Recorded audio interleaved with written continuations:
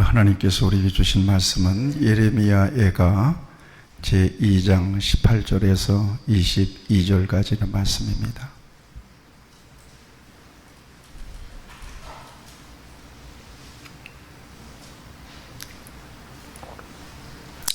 이 기록된 계시의 말씀을 제가 봉독하겠습니다. 그들의 마음이 주를 향하여 부르짖기를 딸 시온의 성벽아 너는 밤낮으로 눈물을 강물처럼 흘릴지어다. 스스로 쉬지 말고 내 눈동자를 쉬게 하지 말지어다. 초저녁에 일어나 부르짖을지어다. 내 마음을 주의 얼굴 앞에 물 쏟듯 할지어다. 갓길 어귀에서 주려 기진한 내 어린 자녀들의 생명을 위하여 주를 향하여 손을 들지어다 하였도다. 여호와여 보시옵소서. 주께서 누구에게 이같이 행하셨는지요? 여인들이 어찌 자기 열매 곧 그들이 낳은 아이들을 먹어오며 제사장들과 선지자들이 어찌 주의 성소에서 죽임을 당하오리이까? 늙은이와 젊은이가 다 길바닥에 엎드러져 싸우며 내 처녀들과 내 청년들이 칼에 쓰러졌나이다. 주께서 주의 진노의 날에 죽이시되 긍휼히 여기지 아니하시고 도륙하셨나이다. 주께서 내 두려운 일들을 사방에서 부르시기를 절기 때 무리를 부름같이 하셨나이다. 여호와께서 진노하시는 날에는 피하거나 남은 자가 없나이다. 내가 낳아 기르는 아이들을 내 원수가 다 멸하였나이다. 아멘. 가지 제목을 따라서 해보겠습니다. 기도만이 살 길입니다. 유독 기독교 신앙 안에서만 생활이라고 하는 말이 따라붙어요. 오늘 지금 저와 여러분들은 뭐 하고 계시죠? 예배 드리고 있습니다. 예배에 생활을 붙입니다. 예배 생활 같이 하시죠. 예배 생활, 말씀 생활, 경건 생활, 기도 생활, 봉사 생활, 꼭 생활이 따라붙어요. 왜 생활이 따라붙을까요? 기독교 신앙의 모든 하나님을 향한 이 믿음은 의식으로만 끝나지 않는다는 얘기예요.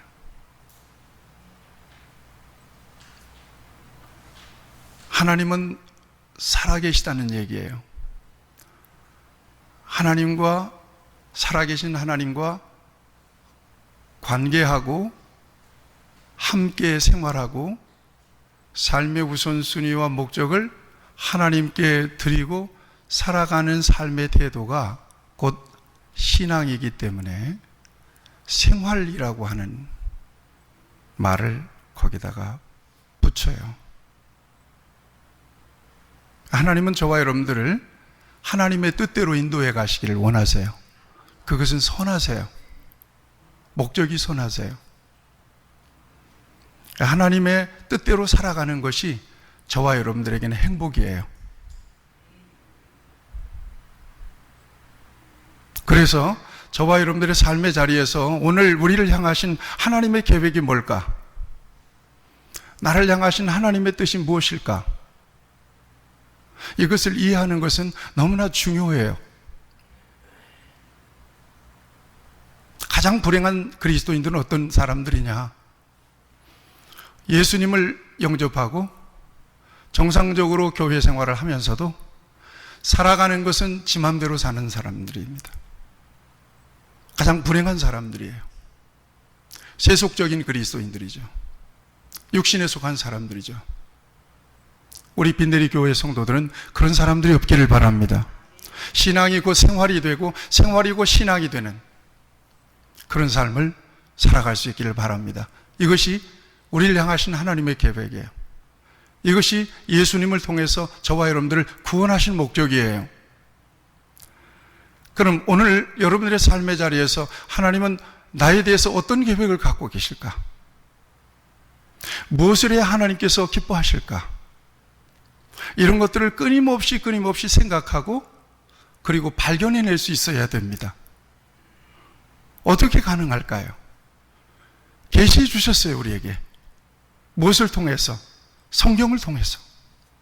성경에는 하나님의 우리를 향하신 생각이 있어요.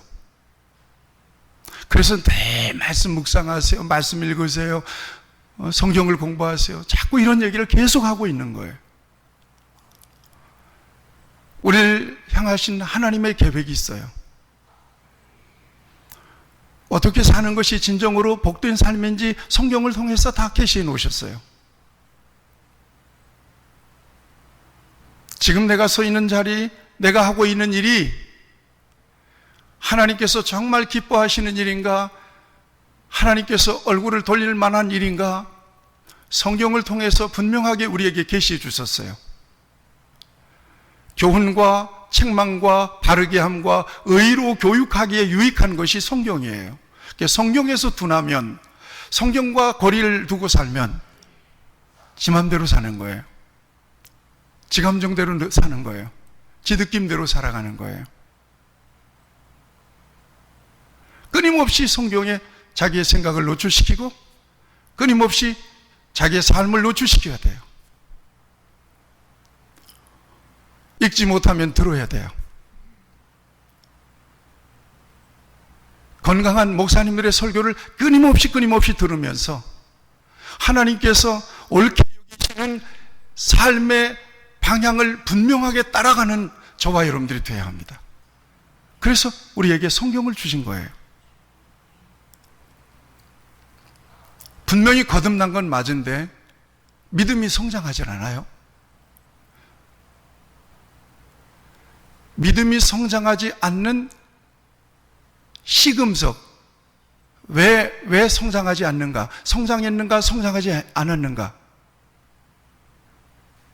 이걸 알아볼 수 있는 두 가지 기준이 있어요. 첫째는 내 속에 사랑이 있는가 하는 거예요. 사랑하는가? 두 번째는 내가 성령의 감동하심을 따라 민감하게 반응하고 있는가? 아직도 육체에 속한 삶을 살고 있는가? 이 두 가지예요. 저를 따라서 보세요. 내 안에 사랑이 있는가? 여러분 진심으로 사랑이 있습니까? 그렇다면 여러분들은 믿음이 자라고 있는 거예요. 신앙이 성장하고 있는 결정적 증거예요.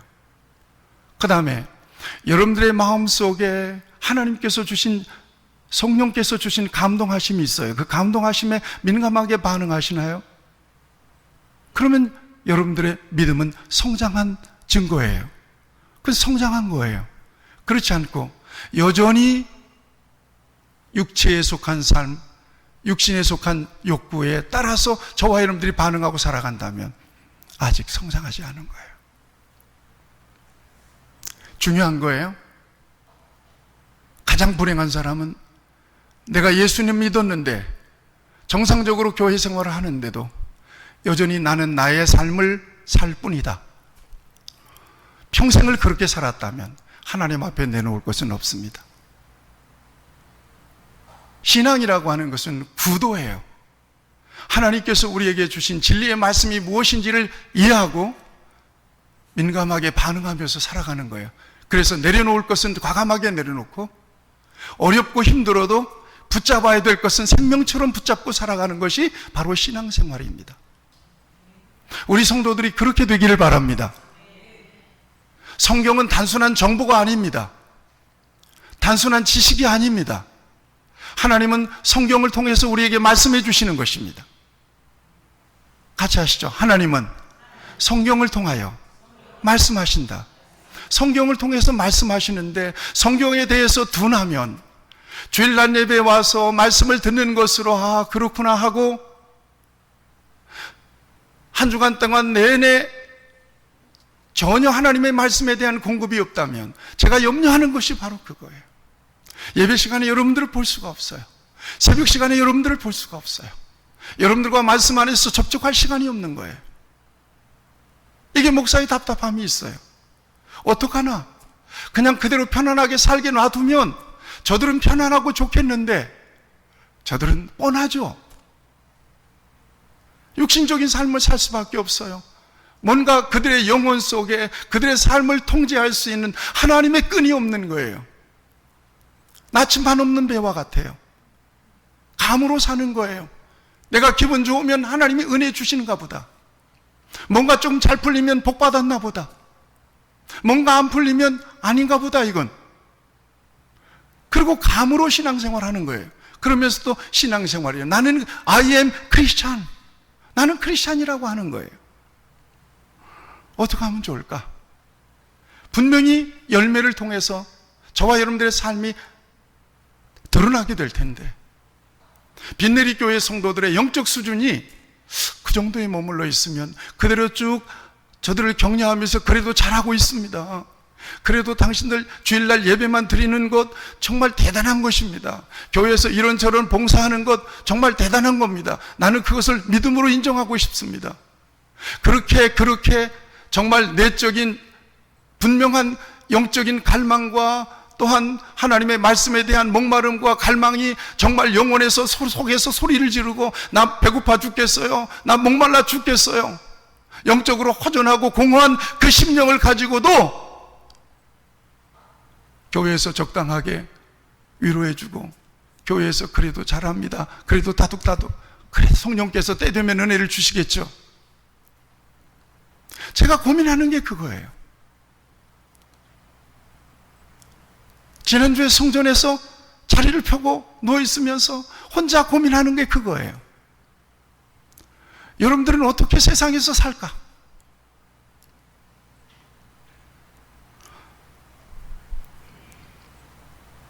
중요한 게 있어요. 내 의지와는 전혀 상관없이 하나님 나를 이끄신다는 것을 여러분들이 인정하셔야 될 것입니다. 늘 말씀드리지만 내 의지, 내 생각, 내 계획대로 여기까지 온 게 아니에요. 생각해 보세요. 심지어 예수님을 믿고 하나님을 예배하는 저와 여러분들 이 순간까지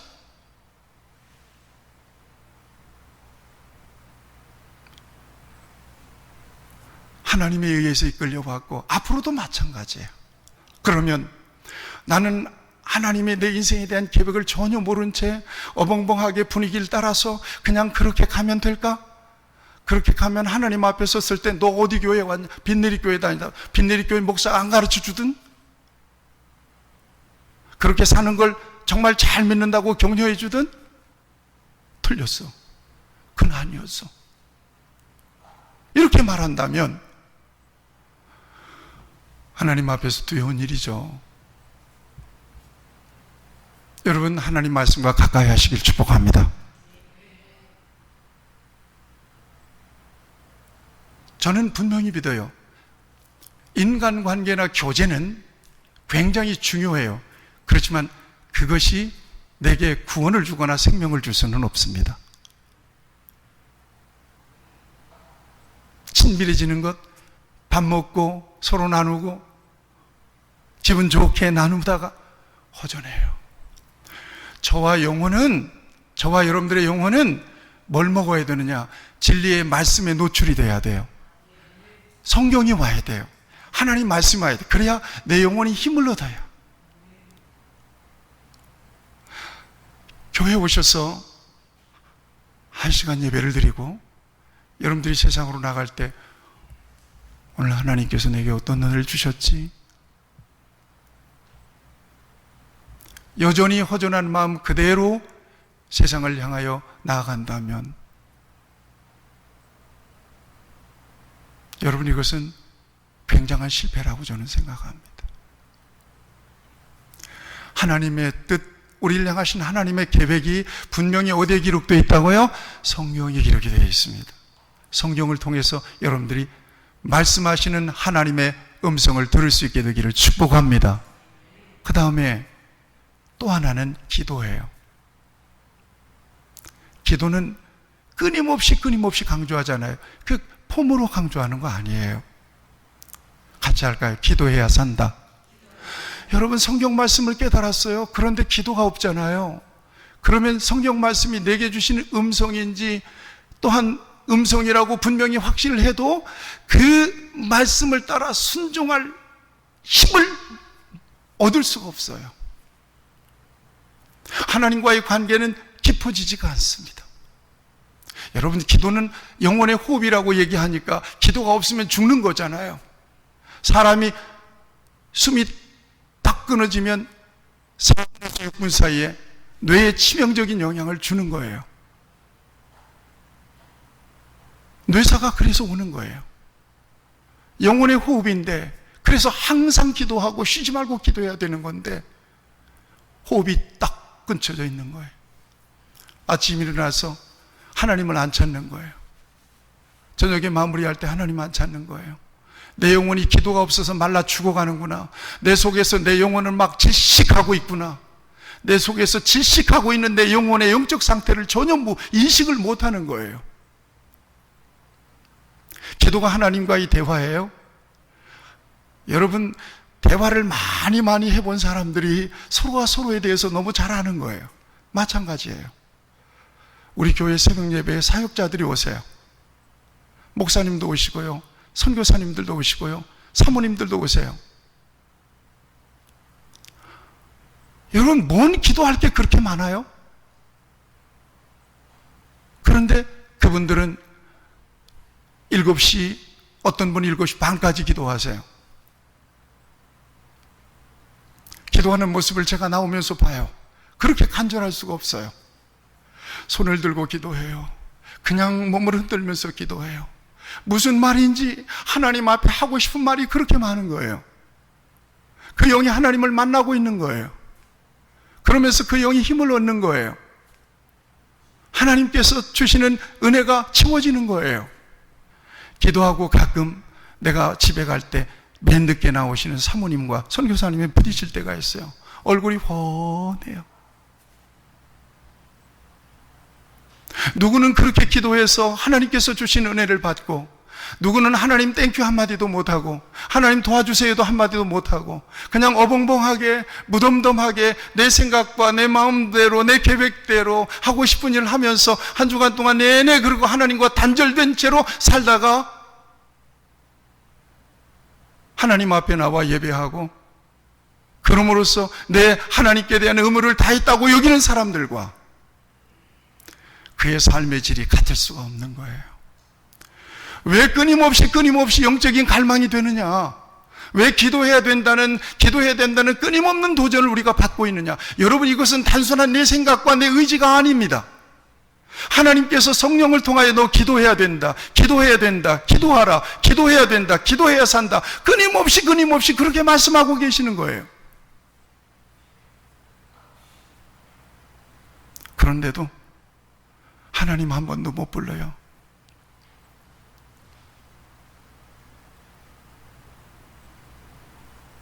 제가 전도사 때 맨 처음 부임했던 교회가 담임 목사님이 어릴 때 아버지를 잃어버렸어요. 그래서 아버지를 몰라요. 아버지 얼굴도 모르고, 그러니까 평생 동안 아버지 한 번도 안 불러봤어요. 그런데 친구들이 아버지를 부르는 게 그렇게 부럽더래요. 그런데 어느 날 친구가 교회 가자 그래요.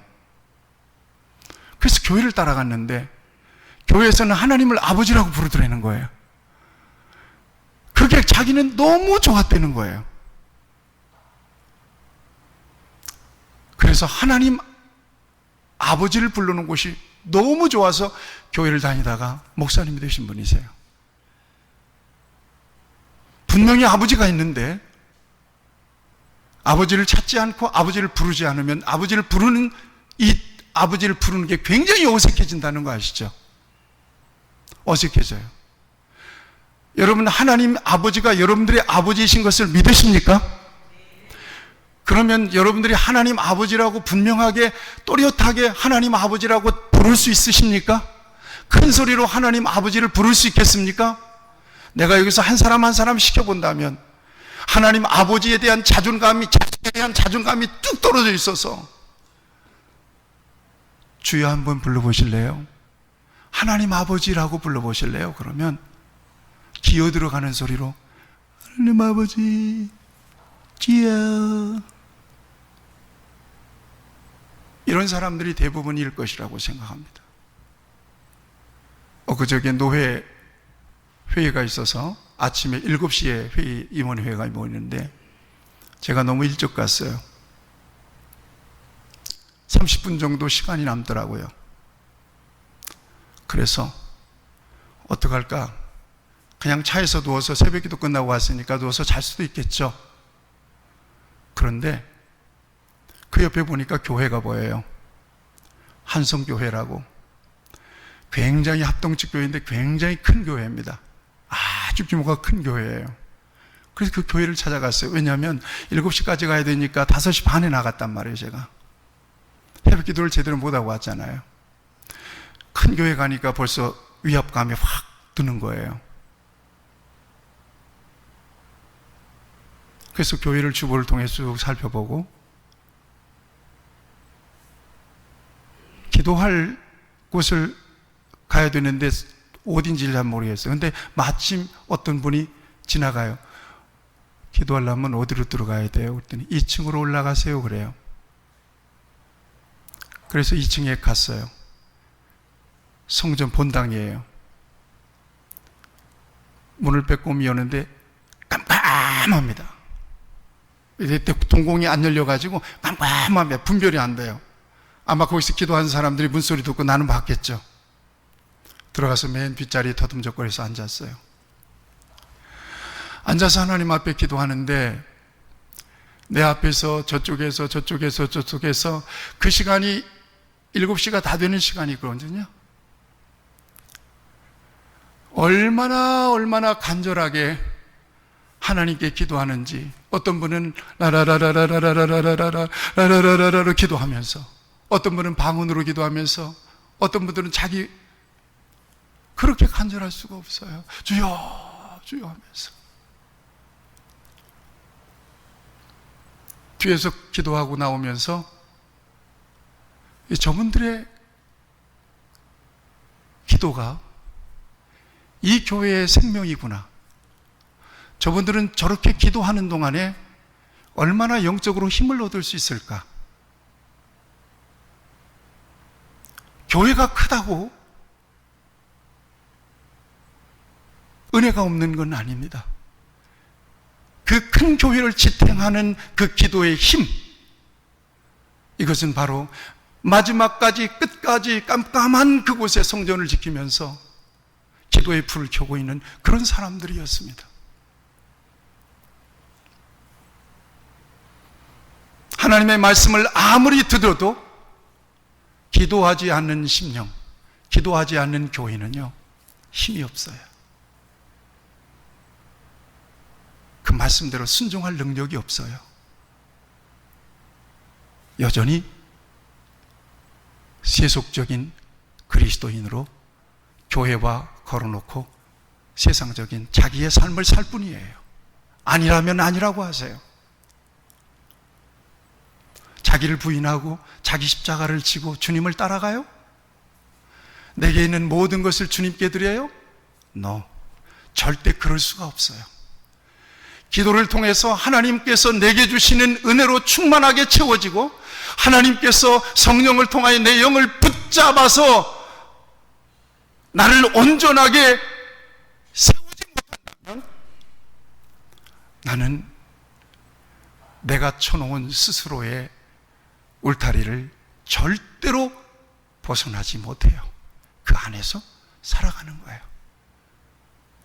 주님이 조금 더 가까이 그 인생 안으로 들어가려면 거기까지만 오세요. 더 이상 허용 못해요. 거기까지만 하세요.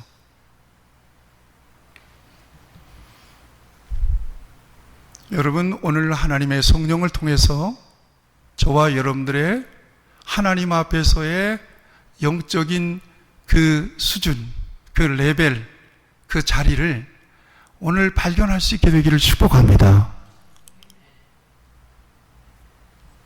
저는 예레미야 예가를 묵상하고 계시죠? 왜 하나님께서 이 시대 속에서 이런 역사, 그 과거의 역사, 그것도 잔인하고 참담한 역사를 딱 펼쳐서 우리에게 보여주실 거예요? 묵상하면서 그런 생각 안 하셨어요? 들어야 된다. 바로 이 시대가 이와 같은 시대다.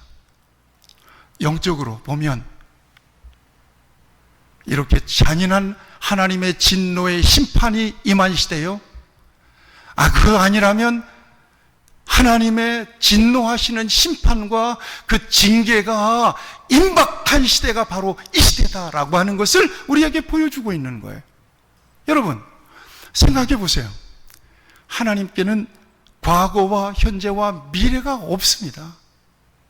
여전히 하나님은 역사를 진행시키고 가는 거예요. 예레미야 시대의 역사와 오늘 이 시대가 다르지 않단 말이에요. 하나님은 동일하게 이 시대를 바라보고 계시는 거란 말이죠.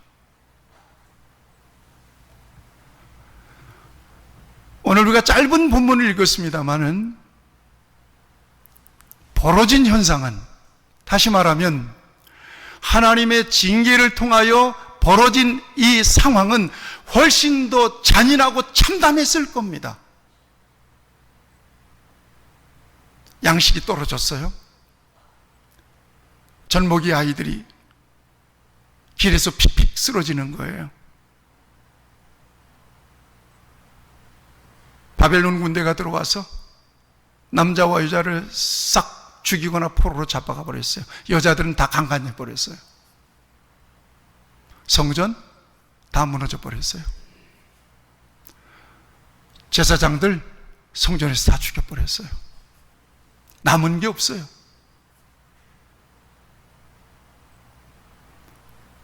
심지어는 너무나 배고프니까 오늘은 내 자식을 잡아먹을 테니까 내일은 네 자식을 먹자.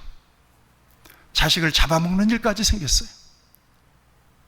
이게 예레미야 시대의 유다의 상황입니다. 망할 때 유다의 상황입니다. 여러분, 오늘 본문 말씀에 너무나도 잔인한 이 같은 역사 속에서 그 일을 직접 진두지휘하시는 주어가 누군지를 살펴봐야 됩니다. 바벨론 군대가 유다에 들어와서 그렇게 완전히 까부셨으니까 바벨론에 의해서 멸망당한 겁니까? 여러분, 바벨론 느부갓네살을 하나님은 내 종이라고 불렀습니다. 원수의 나라의 왕을 내 종이라고 불렀습니다. 왜 그래요? 바벨론이라고 하는 군대를 들어서 당신의 백성들을 치는 거예요. 때리는 거예요. 죽이는 거예요. 잔인하게 짓밟아 버리는 거예요.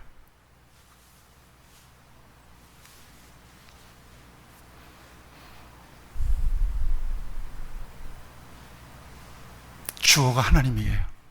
하나님이 그렇게 하신 거예요. 하나님이 그렇게 하실 수 있다는 것을 보여주고 있는 거예요. 나는 예수 믿었으니까 안심합니다. 내 영혼은 평안합니다. 내 영혼은 안전합니다. 그렇습니다. 저도 그렇게 믿습니다. 성도의 견인이라는 게 있어요. 하나님께서 진정으로 저와 여러분들을 불러내셔서 진정으로 우리 안에 예수님이 계시고 우리가 거듭난 사람들이 되었다면 하나님이 저와 여러분들을 버리지 않을 줄로 믿습니다. 저와 여러분들도 하나님을 포기하지 못합니다. 성령께서 그렇게 우리를 지켜주십니다. 다만 중요한 게 있어요. 이 땅에서 내 안에 들어오셔서 거듭나게 하시고 내 영혼을 구원하신 우리 주님의 은혜, 주님의 사랑에 온전하게 응답하지 못하고 자녀로서의 권세를 온전하게 누리지 못하는 것은, 이것은 저와 여러분들의 손해예요. 하나님의 손해예요. 하나님 그러려고 저와 여러분들을 구원한 건 아니에요. 죽을 때 내 영혼이나 건져가려고 하나님은 내 영혼을 예수님 독생자를 보내서 구원한 게 아니라 이 말입니다.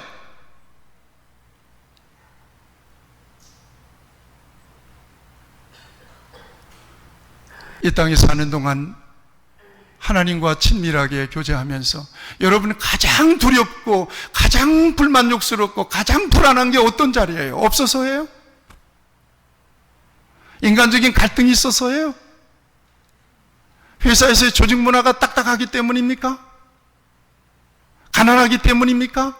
너무 피곤해서 그런 겁니까? 아니에요. 성도의 공포스러운 공허는 하나님과 거리가 느껴질 때예요. 여러분, 예레미야 시대는 하나님께 불러도 하나님이 대답을 안 하시는 시대였어요.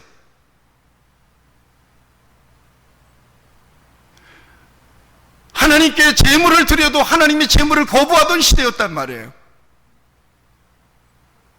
얼마나 두려운 시대예요. 내 믿음이 어디 있는가? 내가 진정으로 믿는다면 이렇게 살아도 되는 건가? 여러분들은 성전 안에서 기도하면서 늘 성전에만 와서 살라는 얘기는 아니잖아요. 나는 하루를 사는 동안에, 한 주간을 사는 동안에 도대체 하나님을 진지하게 몇 번이나 찾는가? 내가 한 주간을 세상을 사는 동안에 내 마음은 이런데 하나님의 감동을 통해서 그 마음을 내려놓고 꺾고 하나님의 뜻대로 순종하는 삶이 몇 번인가?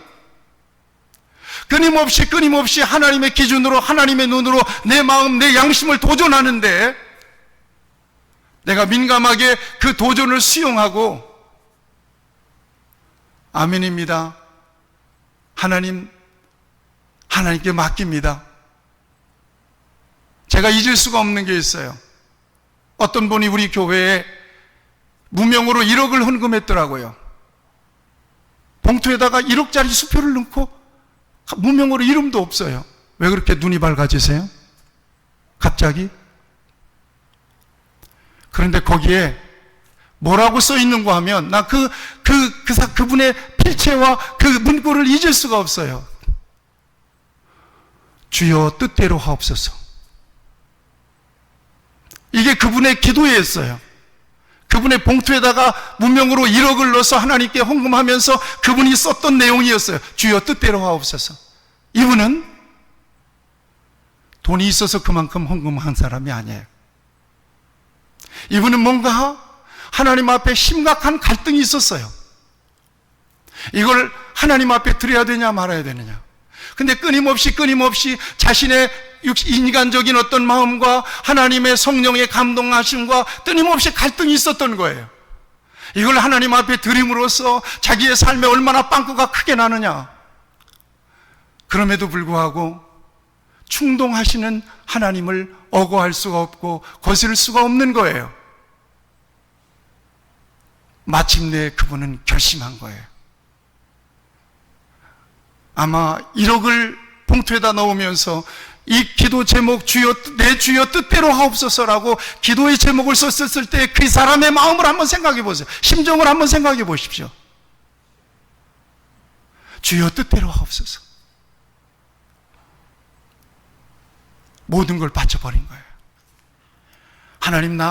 하나님께서 성령을 통하여 감동하시는 대로 난 순종합니다. 뜻대로 하옵소서. 다시 그분을 축복합니다. 우리 교회가 이곳에 올 수 있었던 시드머니가 됐어요. 그 돈이. 그분은 하나님의 교회를 세운 거예요. 그래서 이 교회가 소중한 거예요.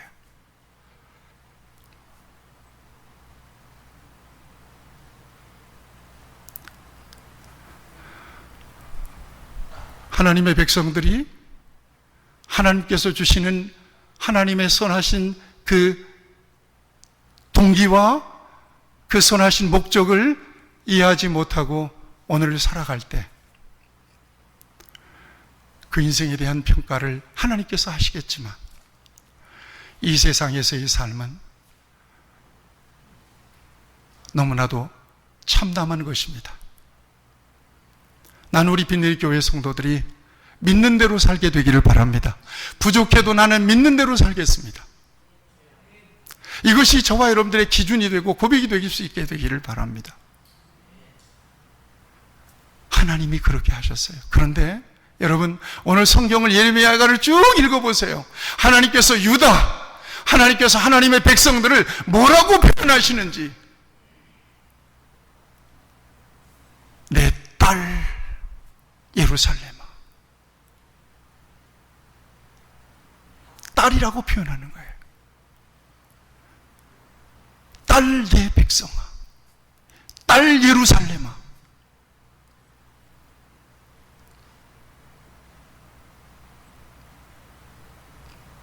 딸을 이렇게 심하게 패도 되는 거예요? 딸이라고 부르면서 이렇게 패대기 쳐도 되는 거냐고요.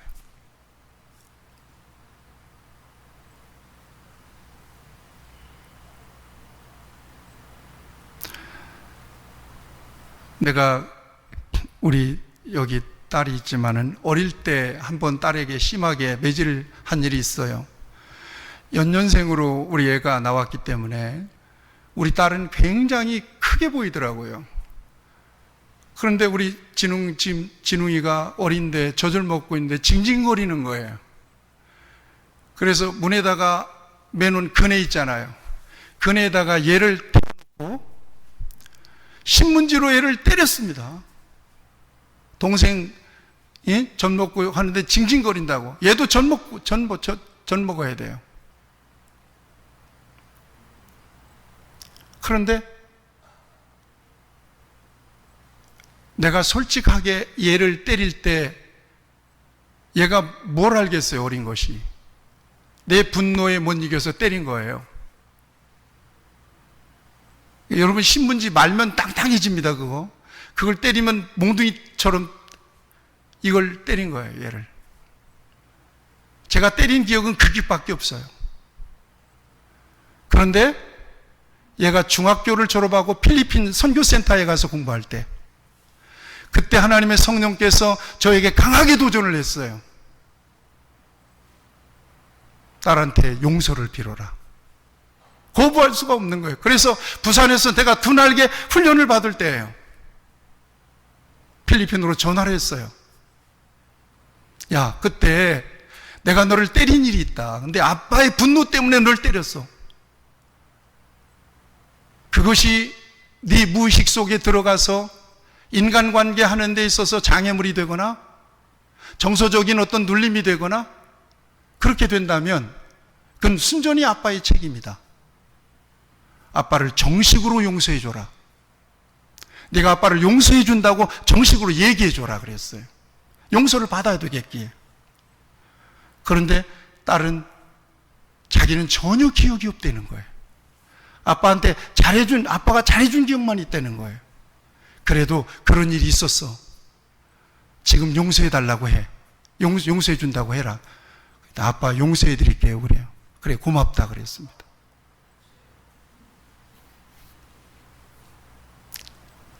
자식을, 더군다나 딸을 매를 들어서 치는 것은 보통 마음은 아닙니다.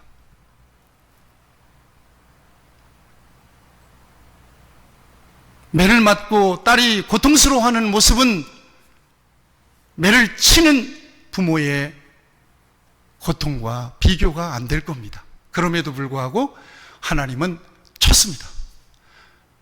아주 그냥 거의 초죽음 되도록 쳐버렸습니다. 때렸습니다. 하나님 아버지가 그렇게 하신 것입니다.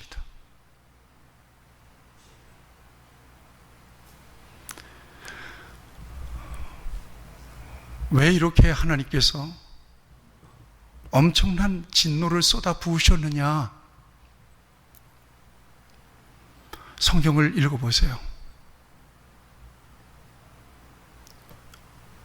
역대상하의 말씀을 쭉 읽어보세요.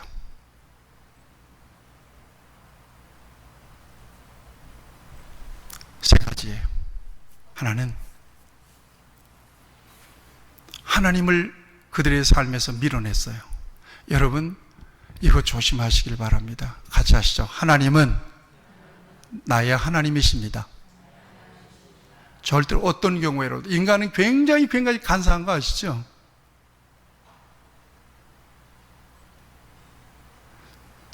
살만하면 하나님을 밀어냅니다. 제가 교회에서 얼마나 많이 받겠어요.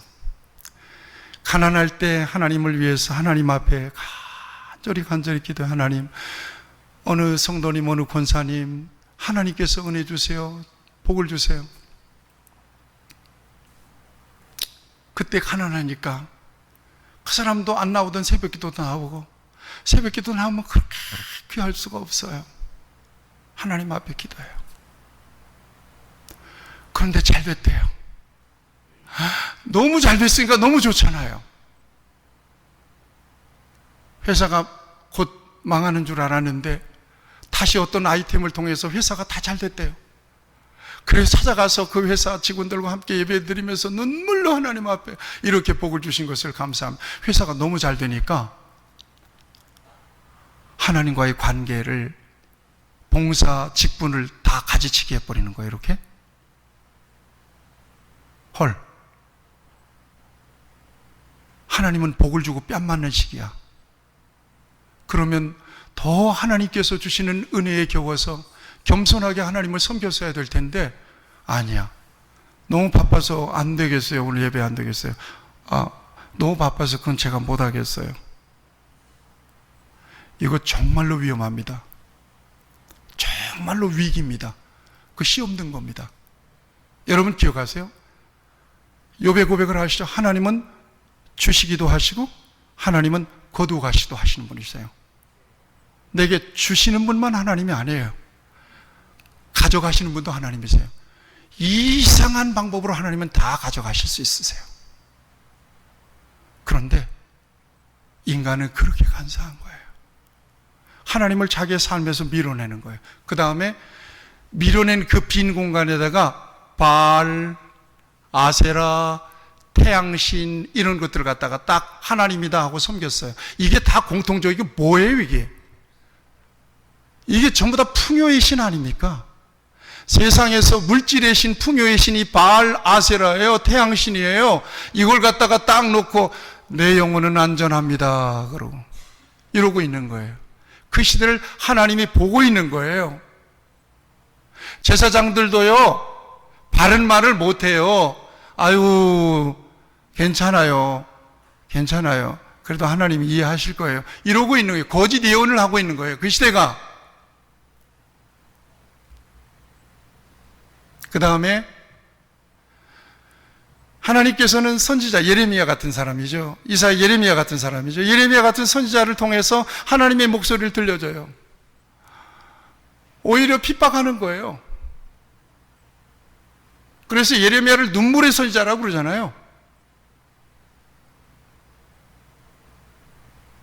그 다음에 이 사람들이 한 일이 뭐냐면 애굽을 의지했어요.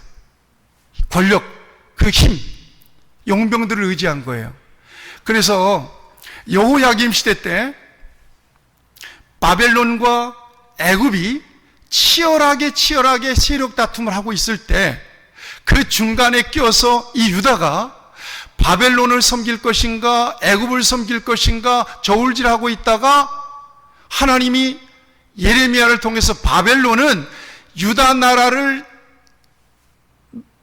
때릴 수 있는 몽둥이, 채찍으로 이미 선택했으니까 바벨론을 섬기면 안 된다 이렇게 선언했단 말이에요. 그러자 유다가 애굽 사람들을 섬겼어요. 그래, 애굽 사람들이 우리가 위험하고 하면 우리를 도와줄 거야. 세상에 힘을 의지한 거예요. 여러분, 유다가 망할 때 애굽 사람들이 왔습니까? 예레미야 예가를 묵상하니까 보시잖아요. 애굽 사람들이 도우러 왔습니까? 도울 자가 없었습니다. 그러니까 썩은 동아줄을 잡고 있었던 거예요. 완전히 썩은 지팡이를 짚고 등산하고 있는 거예요. 언제 부러질지 몰라요. 이것이 바로 저와 여러분들이 의지하는 세상 것들이에요. 돈? 그게 내가 아파도 소용이 있는 겁니까? 명예? 권세? 순식간에 날아가 버리고 마는 거예요.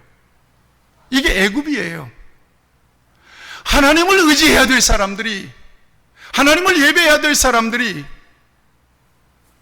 애굽을 의지하고 있는 거예요. 하나님을 밀어내고 바알 아세라를 섬기는 거예요. 선지자들을 핍박하고 그런 소리 하지 말라고, 우리를 하나님께서 평안하게 지켜주실 거라고. 이 거짓 선지자들은 당시에 사람들의 인기를 얻어서 호의호식하고, 하나님께 바른 말 하는 사람들은 그따위 소리 하냐 말이야. 지금 잘 살고 있는데 지금 이렇게 대명천재 무슨 망한다고? 그런 소리 하지 말라고. 무슨 지옥이 있기는 지옥이 있어. 재림은 무슨, 이 하나님이 주신 축복이야. 그런 시대였던 겁니다.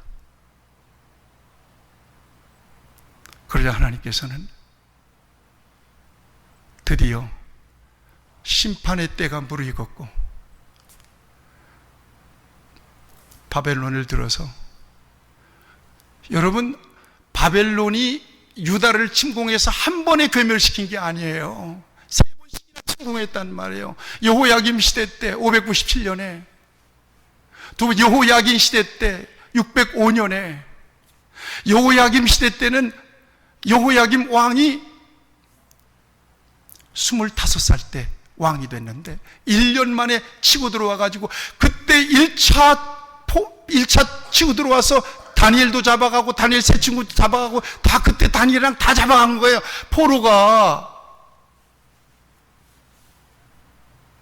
그리고는 여호야김 왕도 죽임을 당해요. 어떤 사람 포로로 잡혀갔다고 그러는데 잔인하죠. 쇠사슬로 묶고 갖고 갑니다. 그리고는 바벨론이 그의 아들 여호야긴이라고 하는 왕을 세워요. 8살 때 왕이 돼요. 8살 때 뭘 알겠어요, 얘가. 그러니까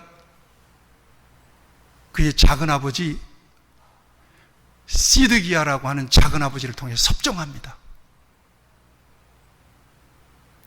여호야긴 왕 때도 바벨론은 또 치고 들어와요. 여러분, 이것은 하나님의 경고예요.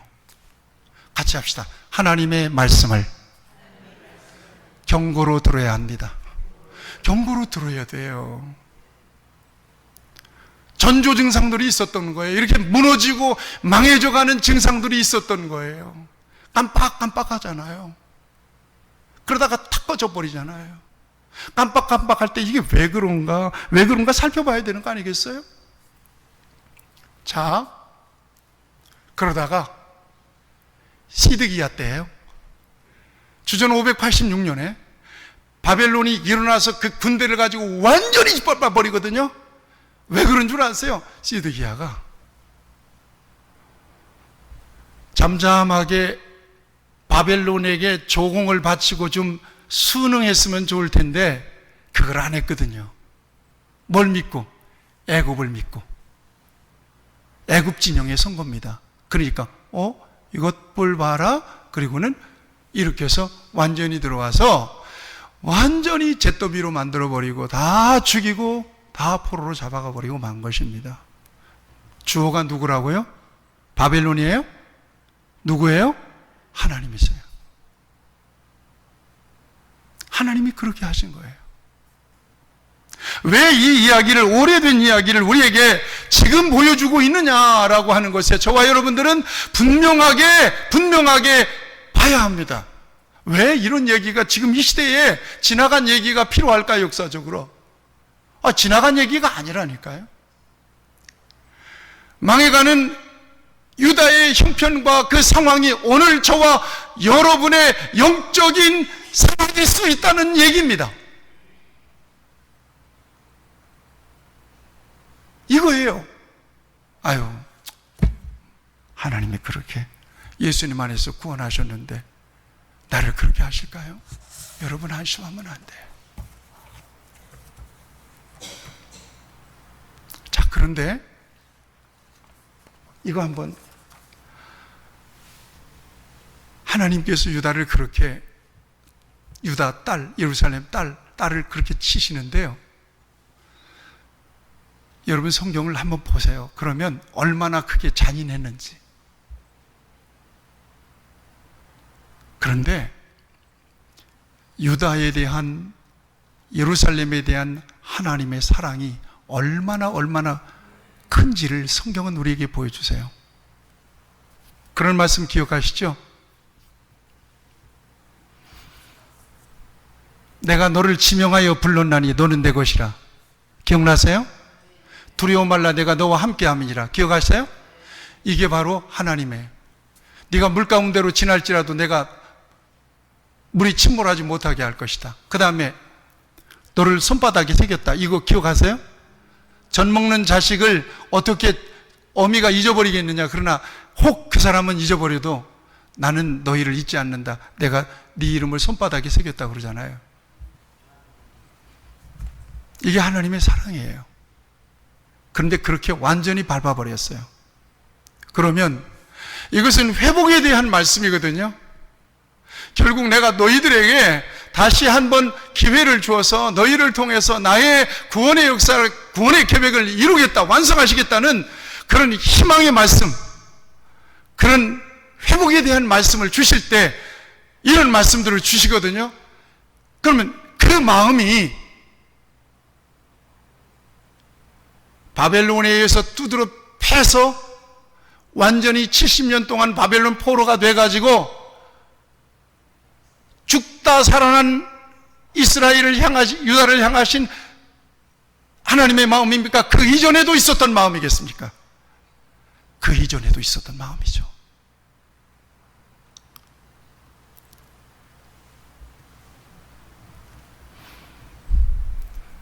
오늘 본문을 보세요. 결자해지라는 말이 있잖아요.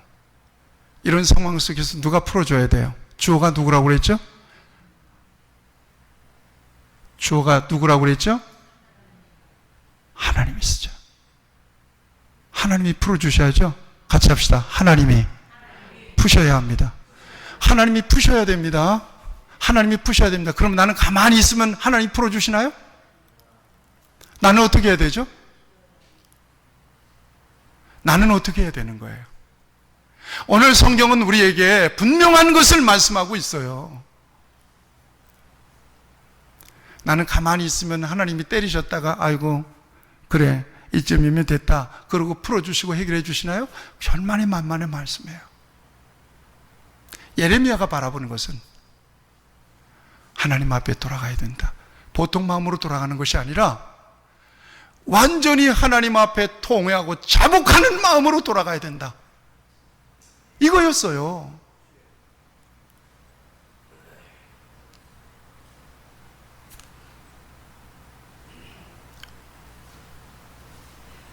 여러분 이거 누가 대신 안 해줘요? 제가 하나님 앞에 하나님 나 기도원이라도 한 사흘 정도 금식 기도하고 왔으면 좋겠네요. 근데 시간이 없어요. 나질 않아요. 그래서 성전에 올라가서 하나님 앞에 그 있는 거예요. 그냥 이렇게. 왜 그럴까요?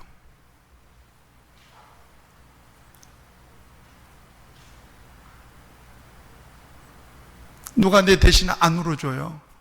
내 문제 안 돼요. 결자 해지예요. 하나님이 풀어주셔야 되고요. 하나님과 나와의 관계 속에서 풀어야 돼요. 이게 안 풀리면 계속 가는 거예요, 그냥.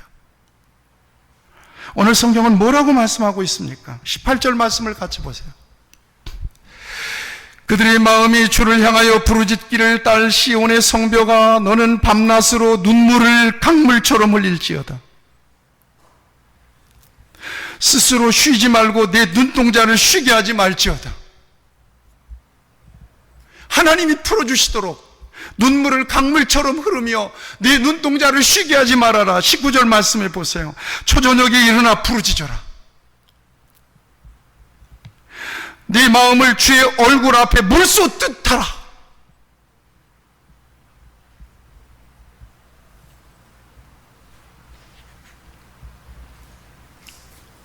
뭐 하라는 얘기입니까? 그렇게 심각하게 안 믿어도 적당하게 믿으면 되죠. 뭐 하나님 나를 버리시겠어요? 여러분 안심하십시오.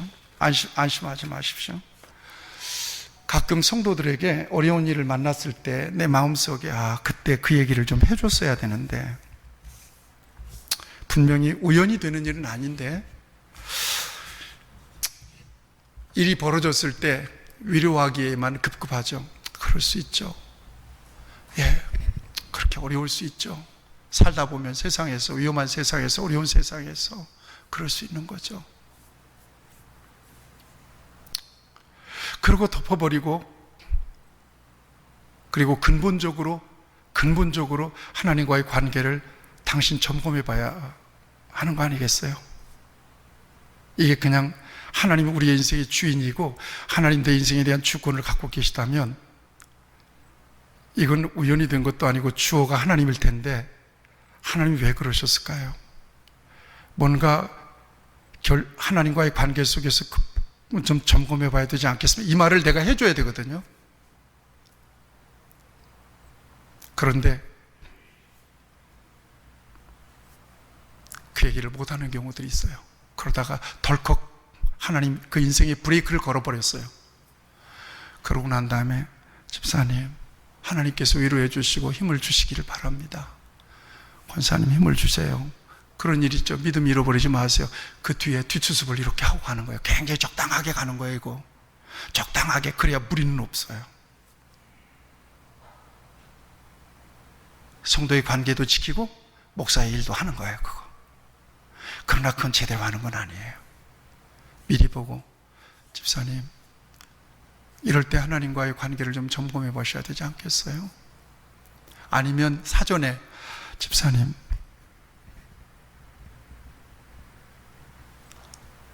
권사님 이러면 안 될 것 같은데요.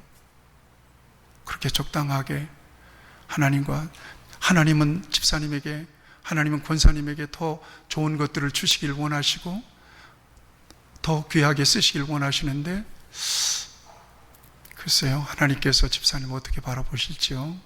저는 기도하고 있습니다. 제가 느낌이 있습니다. 이렇게라도 해서 그 영혼이 반응하도록, 하나님께 반응하도록 만들어주는 일이 내 일인데, 아니면 성도님 그렇게 살아도 하나님께서는 너무 좋아하실까요?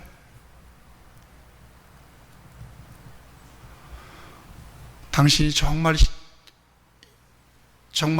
이건 굉장한 축복이다, 너무 좋다, 하나님도 정말 그 자리에서 당신과 함께 좋아하실까요? 당신은 정말 인생을 허비하고 있는 것 같은데 그러면 정말 될까요? 그렇게 사는 모습을 보려고 예수님께서 당신을 구원하신 것은 아닐 텐데, 뭔가 하나님께 대한 거룩한 어떤 꿈과 하나님께 대한 어떤 소망과 기대가 당신에게 있습니까? 이런 얘기를 해줘야 되거든요. 당신 그러려고 하나님께서 당신을 안전한 삶으로 지켜주시나요? 당신을 질병에서 고쳐주셨나요? 그렇게 살아도 되는 겁니까?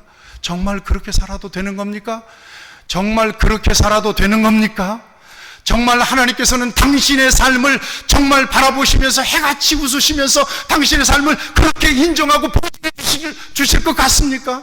정말 그럴 것 같습니까? 저는 안 그렇게 생각하는데요. 나는 항상 교회 안에 있습니다. 교회 안에서 제가 뭐 하겠습니까? 그럼에도 불구하고 영적으로 굉장히 갈망이 될 때가 많습니다. 영적으로 공할 때도 많습니다. 뭔가 주님을 위해서, 뭔가 성도들을 위해서 뭔가를 해야 될 텐데 이게 손에 잡히지 않아서 정신적으로 방황해서 혼자 거리를 헤맬 때도 있습니다. 어떻게 하면 좋습니까?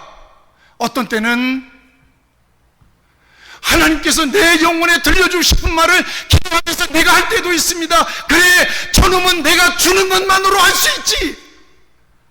저놈은 내가 안 주면 아무것도 못하는 놈이야. 아이고 불쌍한 놈아. 그래, 알았어. 그러면서 위로를 받을 때도 있어요. 공허함을 못 느끼면, 영적으로 공허함을 못 느낀다면 죽은 겁니까? 사는 겁니까? 영적으로 배고픈 것을 못 느낀다면 죽은 겁니까? 사는 겁니까? 영적으로 답답함을 못 느낀다면 죽었습니까? 살았습니까?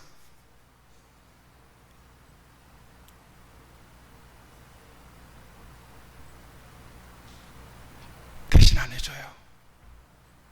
나는 여러분들 적당한 관계 속에서 그렇게 할 수도 있습니다. 괜찮습니다. 최선을 다하고 있습니다. 그리고 여러분들이 죽잖아요. 그러면 장례 치르면서 교회 열심히 다녔습니다. 집사님은 참 헌신하셨습니다. 그리고 살아있는 사람을 잘 위로하고 장례식을 소망이 넘치는 장례로 인도할 수도 있습니다. 그러나 여러분들의 영혼에 대해서는 책임 못 집니다. 책임이 없습니다. 나는 모릅니다. 신앙생활이라고 해서 오전에 이 모두에 제가 기독교 신앙은 언제나 생활을 동반한다. 생활이라는 게 뭡니까? 열매죠. 야고보서에 의하면 그 생활이 안 되면 그건 죽은 믿음이다. 죽은 믿음이다. 그 믿음으로 네 영혼을 어떻게 구원하겠냐? 여러분 잘 들으세요.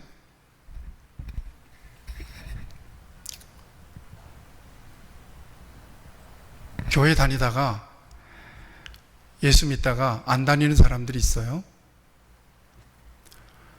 그 사람은 지옥 갈까요? 천국 갈까요? 모르죠? 나도 몰라요. 그런데 진실로 내 안에 전인적으로 예수님을 내 구주로 모신 사람은 믿음을 배반할 수도 없고 교회를 떠날 수도 없습니다. 믿음을 배반하고 교회를 만약에 떠났다면 이 사람은 애시당초 예수님을 안 만났던 사람이, 못 만났던 사람이 맞습니다. 감정과 믿음을 절대로 혼돈해서는 안 될 겁니다. 내가 어느 순간에 센치해서 교회 왔더니 눈물을 흘렸다. 그래서 하나님 나를 만나주셨다. 그래서 어쩔 건데.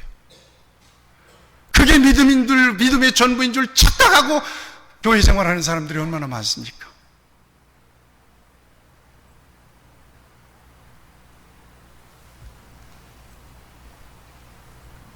사랑하는 여러분, 결자 해지를 기억하세요. 내가 정말 그냥 이렇게 어벙벙하게 어리버리하게 이렇게 그냥 왔다리 갔다리 신앙으로 이렇게 사람의 눈에 혹시 띄기나 하고 이렇게 하고 그냥 뭔가 내밀한 주님과의 접촉도 없고 주님과의 관계도 없고 어떤 결단도 없고 뭔가 내려놓는 것도 없고 뭔가 이렇게 주님께서 내게 주신 어떤 간증도 없고 나를 만나주시고 내게 베풀어 주신 은혜의 흔적도 전혀 없이 성경 뭘 믿습니까? 하고 물어보면 하나님께서 기도에 응답해 주셨으면 집 샀습니다. 사업이 잘 되고 있습니다.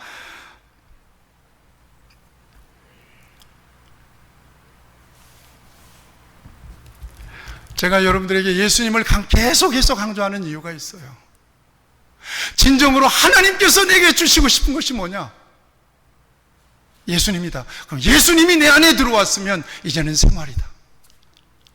주님께 우선순위를 드리고 주님의 목적을 맞춰서 스텝 바이 스텝으로 주님과 함께 걸어가다가 하나님 나라에 가는 것이 저와 여러분들의 삶입니다. 이 땅에서의 삶입니다. 이게 안 되면 한번 심각하게 생각해 보셔야 돼요. 이게 없다면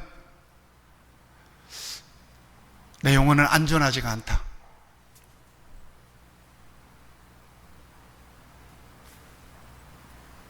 여러분, 이것이 저와 여러분들에게 있어서 도전이 되어야 할 것입니다. 내가 무엇 때문에 이렇게 예배해? 가끔 그런 생각도 해봐요. 우리 교인들은 왜 우리 교회에 나올까? 이렇게 예배 한번 드리려고 하면 나 같으면 화려하고 좋은 시스템이 좋은 예배 환경에 가서 딱 한번 감격적으로 예배를 훨씬 더 잘 드릴 수 있을 텐데 왜 우리 교인들은 우리 교회에 나오지? 그렇다고 해서 교회에 대한 비전이나 꿈이 있는 것도 아닐 것 같은데 관계 때문에 나오나? 이런 거 고민합니다. 제가 단지 일요일날 예배 한번 드리기 위해서 그런 것으로서 딱 신앙생활을 마친다면 나 같으면 우리 교회 안 나와요. 더 시스템이 좋고 시원하고 조용하고 홀리톤이 있는 마이크 시스템 수천만 원 몇 억짜리 시스템이 있는 그리고 찬양대가 오케스트라까지 있는 그런 교회 나가지 난 이런 교회 안 나가겠어요.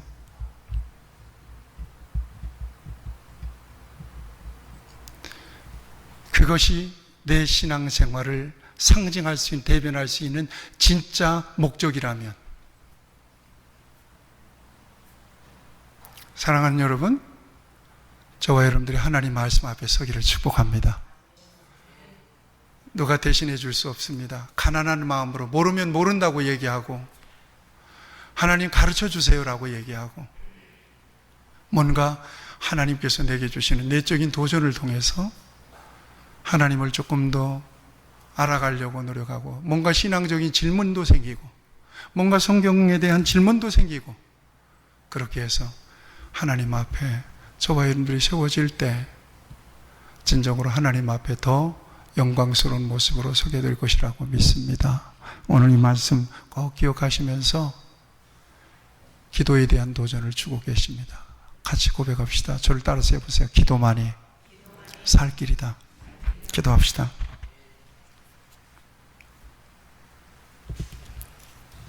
하나님 아버지,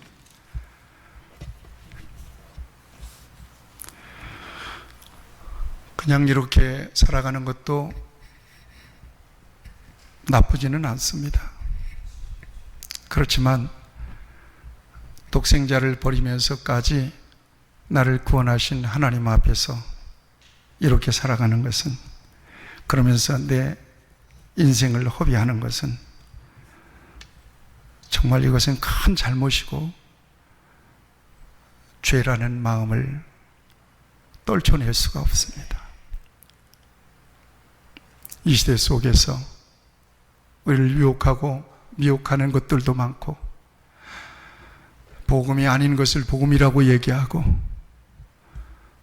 그저 순간 새벽기도 일주일 작정하고 집 계약하고 땅 계약하고 장사가 잘 되고 이런 것을 정말 축복이라고 생각하고 그것만을 쫓아 살아가는 신앙인의 불신앙인들 사이에서 진정으로 우리 교회와 성도들이 구별되고 하나님께서 주시는 은혜에 올바르게 반응할 수 있는 우리 귀한 성도들이 될 수 있도록 하나님께서 인도하여 주시옵소서. 예수님의 이름으로 기도하옵나이다. 아멘.